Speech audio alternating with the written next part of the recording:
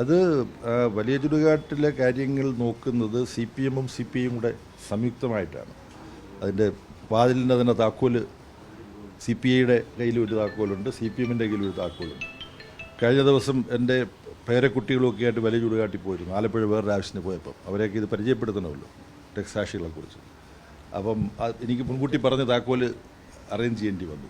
ഇപ്പോൾ ഈ വി എസിൻ്റെ സ്മാരകവുമായി ബന്ധപ്പെട്ട കാര്യങ്ങൾ കേരളത്തിൽ സി പി ഐ എമ്മും അതുപോലെ തന്നെ സി പി ഐയും ഒക്കെ ആയിട്ട് ചർച്ച ചെയ്ത് അവർ അക്കാര്യത്തിലൊരു തീരുമാനം ഉണ്ടാക്കും എന്നുള്ളതാണ്. അല്ല, അതിൻ്റെ ആ വിമർശനത്തിൻ്റെ മറ്റു ഭാഗങ്ങളിലേക്ക് ഞാൻ കിടക്കുന്നില്ല. അത് കേരളത്തിലെ പാർട്ടി നേതാക്കൾ മറ്റു ഇതിനെക്കുറിച്ച് പ്രതിപക്ഷ ഉപനേതൃസ്ഥാനവുമായി ബന്ധപ്പെട്ട് സി പി ഐ ഇപ്പോഴും അവകാശം ഉന്നയിക്കുകയാണ്. ഇപ്പോൾ സി പി ഐയുടെ ദേശീയ യോഗങ്ങളൊക്കെ ഉണ്ട്, അവർ അതിന് തുറച്ചു നിൽക്കുക, അത് നമുക്ക് അവകാശപ്പെടുന്നതിനുള്ള അർഹതയുണ്ട്. ദേശീയ നേതൃത്വം ഇടപെടൽ നടത്തുന്ന വിഷയത്തിൽ ഇല്ല. ഇക്കാര്യവും കേരളത്തിൽ സി പി ഐക്കും സി പി ഐ എമ്മിനും വളരെ പ്രാപ്തരായ നേതാക്കന്മാരുണ്ടല്ലോ, പ്രഗത്ഭരായിട്ടുള്ള നേതാക്കന്മാരുണ്ടല്ലോ. അവരവിടെ ചർച്ച ചെയ്ത് അവർക്ക് പരിഹാരം കണ്ടെത്താൻ കഴിയും.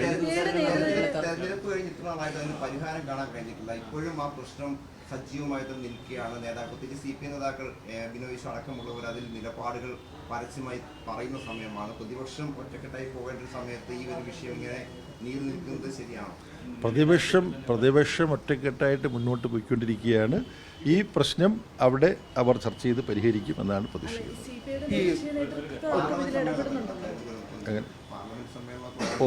അതെ. ഈ കഴിഞ്ഞ ഇന്ത്യ സഖ്യ യോഗത്തിന് ശേഷം കോൺഗ്രസുമായുള്ള ബന്ധത്തിൽ വലിയ ഉടച്ചിലൊക്കെ ഉണ്ടായിട്ടുണ്ട്. ഇനിയിപ്പോൾ ഈ സഭയിലേക്ക് പോകുമ്പോൾ ഒരുമിച്ച് പ്രവർത്തിച്ച് പോകും, എന്താണ് അതിൻ്റെ തീരുമാനം?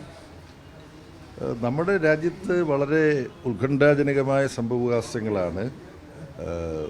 ലോക്സഭയിൽ 2/3 ഭൂരിപക്ഷം കൃത്രിമമായി നിർമ്മിച്ചെടുക്കാൻ ബി ജെ പി വളരെ വൃത്തികെട്ട ജനാധിപത്യ വിരുദ്ധമായ രീതികൾ, അതിൽ കച്ചവട തന്ത്രമുണ്ട്. പാർട്ടികളെയും എം പിമാരെയും വിലക്കെടുക്കാനുള്ള നീക്കങ്ങളുണ്ട്. പിന്നെ കേന്ദ്ര ഏജൻസികൾ ഉപയോഗിച്ച് ഭീഷണിപ്പെടുത്തി മറ്റ് പാർട്ടികളെ പലതിനെയും വരുതിയിൽ വരുത്താനുള്ള നീക്കമുണ്ട്. അങ്ങനെ ജനാധിപത്യത്തിൻ്റെയും ഭരണഘടനാ മൂല്യങ്ങളുടെയും നഗ്നമായ ലംഘനമാണ് ബി ജെ പിയുടെ നേതൃത്വത്തിലുള്ള യൂണിയൻ ഗവൺമെൻറ് നടത്തിക്കൊണ്ടിരിക്കുന്നത്.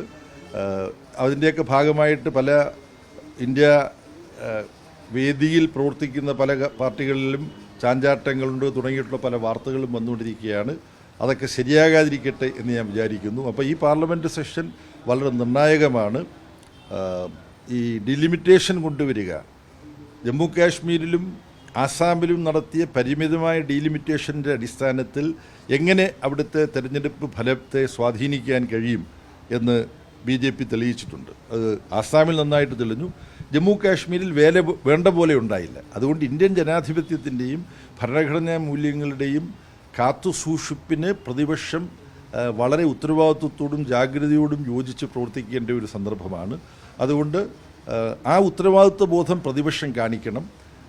ചില പ്രശ്നങ്ങളുണ്ട് പ്രതിപക്ഷ നിരയിലുള്ള ചില പാർട്ടികൾക്കുള്ള വിമർശനങ്ങളും മറ്റും നിങ്ങൾക്കറിയാം. അപ്പോൾ പ്രതിപക്ഷത്തുള്ള പ്രധാനപ്പെട്ട പാർട്ടികളെല്ലാം കൂടുതൽ ഉത്തരവാദിത്വ ബോധത്തോടും ജാഗ്രതയോടും കൂടി പ്രവർത്തിക്കണം. അതിന് സി പി ഐ എമ്മിൻ്റെ ഭാഗത്തു നിന്നും ഇടതുപക്ഷ പാർട്ടികളുടെ ഭാഗത്തു നിന്നും സാധ്യമായ എല്ലാ സഹകരണവും ഉണ്ടാവും. വഖഫ് ബോർഡൊക്കെ അവിടെ കൈകാര്യം ചെയ്തു, കേരളത്തിൽ കൈകാര്യം ചെയ്തു.